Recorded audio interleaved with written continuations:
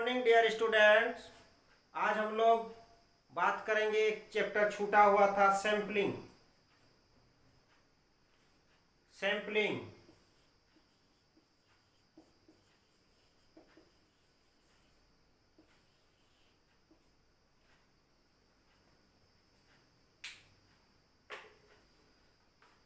इस सैंपलिंग बहुत ही महत्वपूर्ण और आसान आपका चैप्टर है।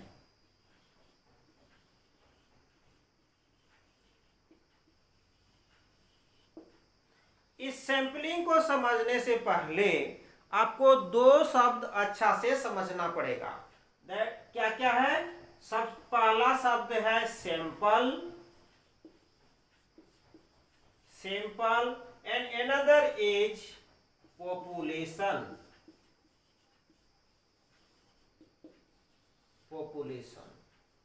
Student, sample and population, sampling को समझने के लिए आपको क्या क्या समझना होगा? Sample and population. Sampling is very important for our daily life also and research also. Sample को हम लोग बोलते हैं प्रतिदर्श हिंदी में बोलते हैं, और पॉपुलेशन को जनसंख्या बोलते हैं। इसी को कभी समष्टि भी बोलते हैं, इंग्लिश में इसको यूनिवर्स भी बोलते हैं। और सैंपलिंग को बोलते हैं प्रतिचयन।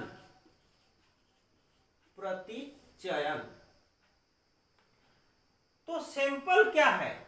ये मान के चलिए टाटा कॉलेज है और इसमें 500 मान के चलिए, इसमें 500 स्टूडेंट्स हैं, 5000 स्टूडेंट्स हैं।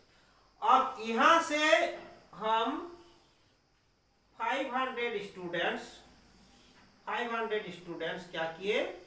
को बुला लिए। मान के चलिए ये हमको हैप्पीनेस जानना है, level of happiness. Tata college के स्टूडेंट में लेवल ऑफ हैप्पीनेस को हमको समझना है, जानना है।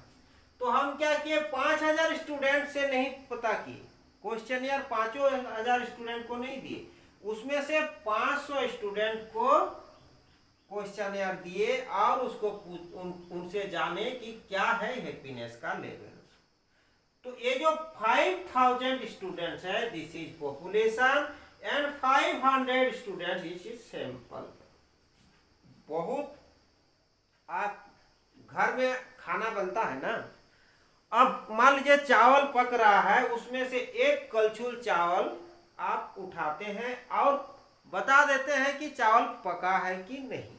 ये जो कलछुल से पूरे एक बर्तन में रखा हुआ चावल, पकता हुआ चावल से एक कलछुल जो चावल आप निकालते हो और बोलते हो कि नहीं चावल पक गया है या 10 मिनट देरी है, तो वो जो समझना, वो जो एक कलछुल चावल निकाल के देखते हो, दैट इज सैंपल। एक कलछुल चावल हो गया सैंपल, और जो निकालने की जो प्रक्रिया है दैट इज सैंपलिंग। और पूरे बर्तन में जितना पकता हुआ चावल है that is population. I am very clear? किसी को कोई डाउट है? कोई डाउट नहीं। तो अब सैंपल निकालने का जो प्रक्रिया है सैंपलिंग, और पूरे जो जनसंख्या है उसको हम लोग बोल रहे हैं पॉपुलेशन। तो कभी भी कोई भी चीजों को समझने के लिए हम लोग जो शोध करते हैं, तो शोध में क्या होता है? शोध एक पूरे पॉपुलेशन में कर पाना संभव नहीं होता है। इसीलिए इतने बड़े पॉपुलेशन से हम लोग क्या करते हैं कि छोटा सा समूह को, छोटा सा संख्या को हम लोग लेते हैं और लेके उसको हम लोग उससे सूचना संग्रह करते हैं। तो ये था सैंपलिंग। अब हम लोग अलग अलग सैंपलिंग प्रोसीजर, सैंपलिंग क्या है? विधि को, सैंपल निकालने का जो विधि है उसको हम लोग सैंपलिंग बोलते हैं। तो सैंपलिंग को मोटा मोटी दो भागों में सबसे पहले हम लोग भाग करेंगे। सैंपलिंग को कितना भागों में, 2 भागों में हम लोग बांट करें। पहला क्या है, प्रोबेबिलिटी सैंपलिंग, और दूसरा है non probability sampling. Probability sampling क्या है, ये है प्रोबेबिलिटी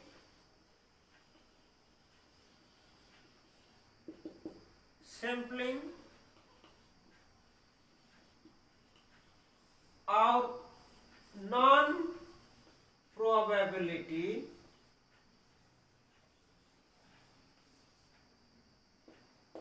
सैंपलिंग।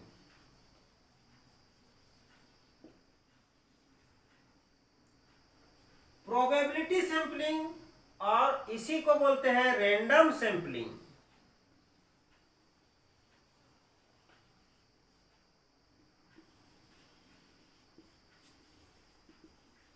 और इसी को बोलते हैं नॉन रैंडम सैंपलिंग।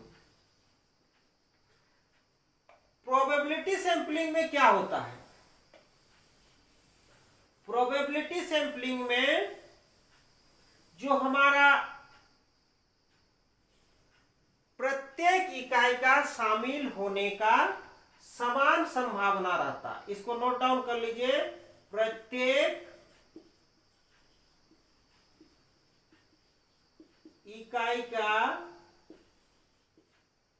शामिल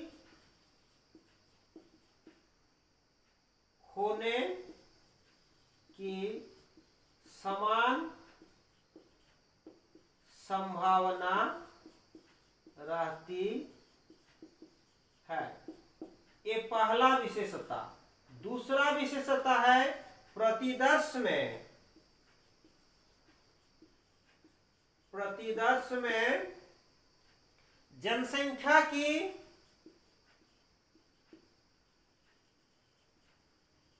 सभी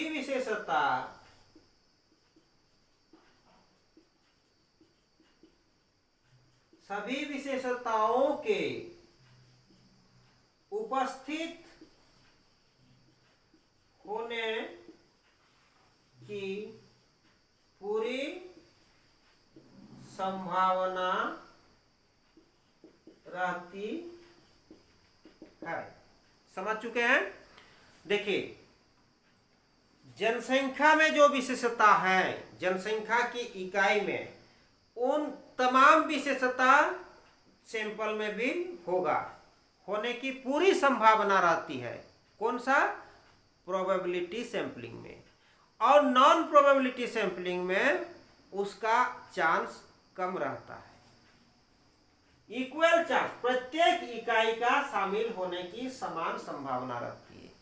और प्रोबेबिलिटी सैंपलिंग में क्या होगा, समष्टि में जो 5000 इकाई है, 5000 स्टूडेंट है, सभी को शामिल होने का क्या है, समान संभावना रहता है। अब प्रोबेबिलिटी सैंपलिंग मेनली 4 प्रकार है। प्रोबेबिलिटी सैंपलिंग कितना प्रकार का है? 4 प्रकार का है।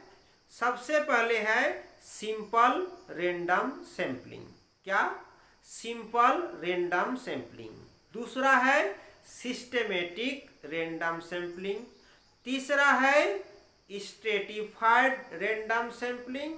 और चौथा है क्लस्टर सैंपलिंग। इसी क्लस्टर सैंपलिंग का थोड़ा सा आगे और 2 प्रकार कर दिया गया है, दैट इज एरिया सैंपलिंग और मल्टी स्टेज सैंपलिंग। क्या क्या हो गया? 6 प्रकार हो गया, 4 से 6 हो गया। सबसे पहला क्या है? Simple random sampling. दूसरा क्या है? Systematic random sampling. तीसरा है स्ट्रेटिफाइड रैंडम सैंपलिंग। और चौथा है cluster sampling. And 5th number area sampling. और 6th नंबर है मल्टी स्टेज सैंपलिंग। आप लोग नोट कर लिए हो? चलिए लिख देता हूं। सबसे पहला है सिंपल सिंपल रैंडम सैंपलिंग, दूसरा है सिस्टमेटिक रैंडम सैंपलिंग, तीसरा है स्ट्रेटिफाइड रैंडम सैंपलिंग, चौथा है क्लस्टर सैंपलिंग, पांचवा है एरिया सैंपलिंग, छठा है मल्टी स्टेज सैंपलिंग। कंफ्यूज नहीं होना है, कभी कभी इसमें 1 stage cluster sampling, 2 stage cluster sampling, 3 stage cluster sampling से भी आपको प्रश्न पूछ सकता है। उसमें कुछ नहीं, हम क्लस्टर सैंपलिंग जब समझाएंगे आपको पूरा बता देंगे उसको। और नॉन प्रोबेबिलिटी सैंपलिंग में क्या क्या है, सबसे पहले है पर्पसिव और इसी को जजमेंटल बोलते हैं। दूसरा क्या है, दूसरा है कॉन्वेनियंस, इसी को एक्सीडेंटल, इसी को इंसिडेंटल, इसी को आकस्मिक बोलते हैं, आकस्मिक सैंपलिंग। तीसरा है कोटा सैंपलिंग और चौथा है स्नो बॉल सैंपलिंग। याद हो गया? नहीं याद हुआ? प्रोबेबिलिटी सैंपलिंग में बताइए, फिर से बता रहा हूं। प्रोबेबिलिटी सैंपलिंग में सबसे पहला है सिंपल रैंडम सैंपलिंग, फिर सिस्टमेटिक रैंडम सैंपलिंग, फिर है आपका स्ट्रेटिफाइड रैंडम सैंपलिंग, देन आपका है क्लस्टर सैंपलिंग, फिर एरिया सैंपलिंग और आपका है मल्टी स्टेज सैंपलिंग। इधर चल जाते हैं नॉन प्रोबेबिलिटी सैंपलिंग में क्या है, सबसे पहले पर्पसिव और जजमेंटल सैंपलिंग है, फिर आपका है कन्वेनियंस सैंपलिंग, फिर देन आपका है कोटा सैंपलिंग और स्नोबॉल सैंपलिंग। अब एक एक करके इसका डिस्कशन करते हैं। सबसे पहले सिंपल रैंडम सैंपलिंग, इसमें मान के चलते टाटा कॉलेज में 5000 स्टूडेंट्स। टाटा कॉलेज का पॉपुलेशन कितना है? 5000। अब हमें, मेरा समस्या क्या है कि हमें हैप्पीनेस का स्तर क्या है, खुशी का स्तर क्या है टाटा कॉलेज के स्टूडेंट्स में, ये हमें जानना है। अब इसको क्या करेंगे, अब 5000 स्टूडेंट से बात करने के लिए तो हमें इतना समय चाहिए, तो इसमें हम लोग क्या करेंगे, 5000 स्टूडेंट्स का नाम एक लिस्ट ले लेंगे और वो लिस्ट लेके फिर लॉटरी विधि से, यानी क्या करेंगे, 5000 का नाम लिखेंगे छोटा छोटा पुर्जा में और एक ड्राम में डाल देंगे, उसको हिला देंगे, फिर वहां से 500 निकालेंगे, तो that is simple random sampling. या लिस्ट बना के एक पॉपेट टेबल आता है, उस टेबल के जरिया से भी हम लोग 500 सैंपल को चूज कर सकते हैं। तो ये जो प्रक्रिया है इसको बोलते हैं सिंपल रैंडम सैंपलिंग।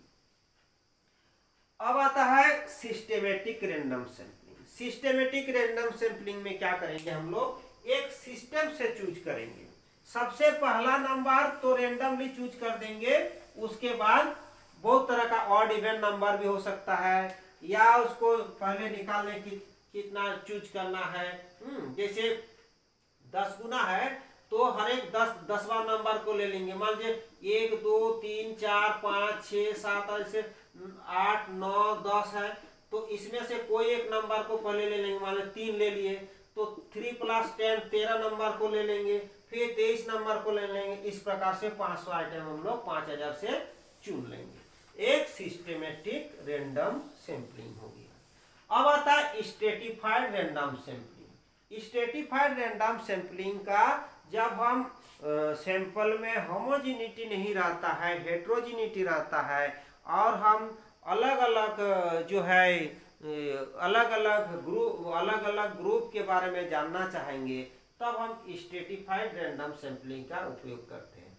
अब मान के चले ये 5000 स्टूडेंट्स में से कुछ स्टूडेंट्स हिंदू है, कुछ मुस्लिम है और कुछ सारना भी है। अब हम ये जानना चाहते हैं, मेरा एक प्रॉब्लम है, रिसर्च प्रॉब्लम, कि रिलीजियन का क्या इफेक्ट है हमारे हैप्पीनेस पर, रिलीजियन का क्या इम्पैक्ट है, इसको अगर हम जानना चाहेंगे तब हम क्या करेंगे। अब इसमें तो अलग अलग है सब। अगर मान लीजिए इसको हम स्ट्रेटिफाइड रैंडम सैंपलिंग नहीं लेंगे तो हो सकता है मेरा 500 सैंपल में खाली हिंदू आ जाए, तब तो हम मुस्लिम और सरना का इम्पैक्ट नहीं जान पाएंगे। तो इसलिए सबसे पहले 5000 स्टूडेंट को हम लोग को स्ट्रेटा बनाने की जरूरत है। ठीक है, अब स्ट्रेटा बनाए तो जिसमें हिंदू में मान लीजिए 2000 स्टूडेंट्स आ गए, मुस्लिम में आ गया 1000 और सरना में आ गया 2000, तो टोटल हो गया 5000। अब इन 2000 स्टूडेंट्स में से सिंपल रैंडम सैंपलिंग के तहत हम 200 उठाएंगे, इसमें से 100 उठाएंगे और इसमें से 200, तो टोटल क्या कितना हो गया 500 सैंपल का पिक करेंगे स्ट्रेटिफाइड रैंडम सैंपलिंग। ये स्ट्रेटिफाइड रैंडम सैंपलिंग भी दो प्रकार का है, एक प्रोपोर्शनेट एक डिसप्रोपोर्शनेट। ये प्रोपोर्शनेट है और डिसप्रोपोर्शनेट होगा, मान लीजिए हमको 600 सैंपल टोटल लेना है डिसप्रोपोर्शनेट में, तो हम क्या करेंगे, तब हम लोग करेंगे क्या, 200 सबसे लेंगे बराबर बराबर, तो ये हो जाएगा डिसप्रोपोर्शनेट। अब बात करते हैं क्लस्टर सैंपलिंग। क्लस्टर में क्या करेंगे, क्लस्टर क्या होता है, क्लस्टर मतलब समूह होता है। अगर बहुत बड़ा एरिया है, ठीक है, मान के चलिए झारखंड स्टेट में हमारा जो बैंक्स है या स्टूडेंट का ही अगर बात करते हैं तो उसका लेना है, तो हमारे पास उतना टाइम नहीं है, तो हम क्या करेंगे, यूनिवर्सिटी को क्लस्टर मान लिए, 5 यूनिवर्सिटी को क्लस्टर मान लिए। अब ये कोई 2 यूनिवर्सिटी ले लिए और उसमें से हम रैंडमली स्टूडेंट्स को पिक किए, तो दैट इज क्लस्टर सैंपलिंग। या अगर इस कोई एरिया 2 एरिया ले लिए तो एरिया सैंपलिंग हो गया, और अगर इसमें से भी हम उतना भी नहीं जा पाएंगे तो इसमें से अगर कुछ कॉलेज को ले लिए तो हो जाएगा मल्टी स्टेज। तो आप समझ चुके हैं simple random sampling, systematic random sampling, stratified random sampling और cluster sampling, area sampling and multi stage sampling. अब हम लोग बात करते हैं नॉन प्रोबेबिलिटी सैंपलिंग। पर्पस से उद्देश्य, अपना उद्देश्य के हिसाब से हम सैंपल उठ रहे हैं, कोई सिस्टम नहीं हुआ। कन्वेनियंस, अपने सुविधा अनुसार कुछ भी ले लिए, मान लीजिए टाटा कॉलेज का स्टूडेंट का हैप्पीनेस स्टडी करना है, एक क्लास में गए और वहां से हम 500 स्टूडेंट को उठा दिए, दैट इज कन्वेनियंस। इसी को एक्सीडेंटल बोलते हैं, इंसिडेंटल बोलते हैं। अपने जरूरत के हिसाब से सुविधा अनुसार ले लिए, पर्पसिव हो गया। कोटा, एक कोटा सैंपलिंग और स्ट्रेटिफाइड बहुत मिलता जुलता है। अब जैसे अगर हमको एक नॉन प्रोबेबिलिटी के तहत हमको तीनों रिलीजन का इम्पैक्ट हमारा है उसमें देखना है, तो हम क्या करेंगे, तीनों कोटा से जो है सैंपल उठाएंगे। इसमें क्या करते थे, हिंदू 2000 स्टूडेंट था, अब उसमें से हम रैंडमली सिलेक्ट किए थे, लेकिन इसमें कोटा सैंपलिंग में रैंडमली सिलेक्ट नहीं करेंगे, अपना सुविधा अनुसार सैंपल को सिलेक्ट करेंगे, दैट इज कोटा सैंपलिंग। और lastly snow ball sampling. Snow मतलब बर्फ का बर्फ और बॉल मतलब गोला, बर्फ का गोला से मतलब है, आपको याद इसमें रह जाएगा। जैसे बहुत सारा कुछ अध्ययन होता है जिसका सैंपल प्रतिभागी उतना नहीं मिल पाते हैं, बहुत मुश्किल से मिल पाते हैं। जैसे हम एड्स पेशेंट्स के अंदर जो साइकोसोशल इम्पैक्ट है उसको जानना चाहते हैं, तो उसमें क्या करेंगे हम लोग, सबसे पहले कोई एक एड्स पेशेंट मान लीजिए पेशेंट ए से हमारा मुलाकात हुआ, अब उसी को पूछेंगे भाई तुम और किसको जानते हो जिसको एड्स है, तो वो क्या करेगा, वो बता देगा उसको, उसके नाम बी का नाम बता देगा, बी फ्रेंड सी का नाम बता देगा। इसी तरह से हमारा जितना से मान लीजिए 100 सैंपल है तो 100 सैंपल को हम पूरा करते हैं। तो दिस इज स्नोबॉल सैंपलिंग। अब आप प्रोबेबिलिटी नॉन प्रोबेबिलिटी के सारा सैंपलिंग को समझ चुके हैं।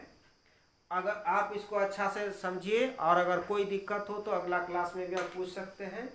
Thank you.